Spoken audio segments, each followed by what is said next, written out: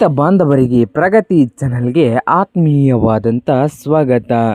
ಇಂದಿನ ಅಡಿಕೆಯ ಧಾರಣೆಯನ್ನು ನೋಡಿಕೊಂಡು ಬರೋಣ. ಹೊಸದಾಗಿ ಯಾರು ಚಾನಲ್ ನೋಡ್ತಾ ಇದ್ದರೆ ಚಾನಲ್ನ ತಪ್ಪದೆ ಈಗಲೇ ಸಬ್ಸ್ಕ್ರೈಬ್ ಆಗಿ.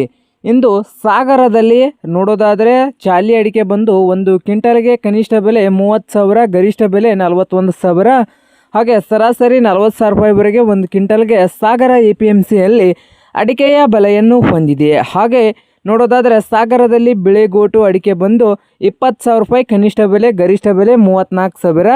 ಸಾಗರ APMCಯಲ್ಲಿ ಸಿಪ್ಪೆಗೋಟು ಬಂದು ಒಂದು ಕ್ವಿಂಟಲ್ಗೆ ಬೆಲೆ ನೋಡೋದಾದರೆ 9,600ದಿಂದ 22,000, 9,600ದಿಂದ 22,000 ಸಾಗರದಲ್ಲಿ ಒಂದು ಕ್ವಿಂಟಲ್ ಅಡಿಕೆಯ ಬೆಲೆಯನ್ನು ಹೊಂದಿದೆ.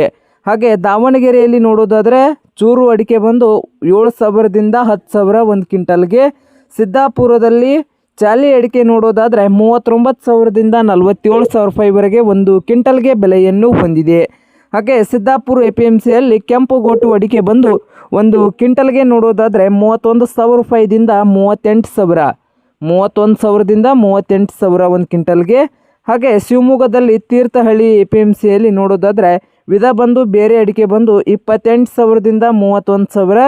ದಾವಣಗೆರೆಯಲ್ಲಿ ಸಿಪ್ಪೆಗೋಟು ಅಡಿಕೆ ಬಂದು ಒಂದು ಕ್ವಿಂಟಲ್ಗೆ ನೋಡೋದಾದರೆ 12,000ದಿಂದ ಹಿಡ್ಕೊಂಡು 13,000 ರೂಪಾಯಿವರೆಗೆ ಒಂದು ಕ್ವಿಂಟಲ್ಗೆ ಬೆಲೆಯನ್ನು ಹೊಂದಿದೆ.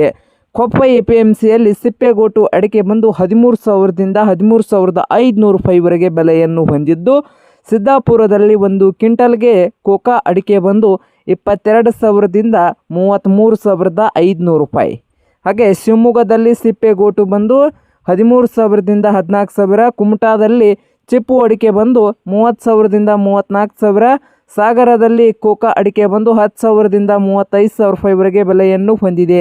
ಹಾಗೆ ಶಿಕಾರಿಪುರದಲ್ಲಿ ರಾಸಿ ಅಡಿಕೆ ಬಂದು 21,000ದಿಂದ 24,000 ರೂಪಾಯಿ. ಹಾಗೆ ನೋಡೋದಾದರೆ ಸಿದ್ದಾಪುರದಲ್ಲಿ APMCಯಲ್ಲಿ ಬಿಳಿಗೋಟು ಅಡಿಕೆ ಬಂದು 26,000ದಿಂದ 35,000 ರೂಪಾಯಿವರೆಗೆ ಬೆಲೆಯನ್ನು ಹೊಂದಿದೆ.